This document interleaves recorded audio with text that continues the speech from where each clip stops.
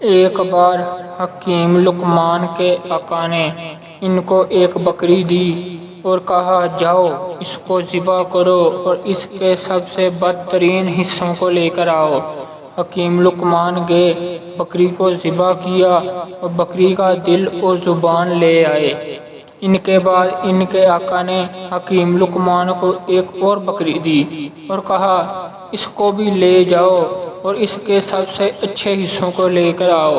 حکیم لقمان دوبارہ گئے، بکری کو ذبح کیا، اس بار پھر دل اور زبان لے آئے تو ان کے آقا نے حیرانگی سے پوچھا تم دونوں بار دل اور زبان کیوں لے کر آئے ہو؟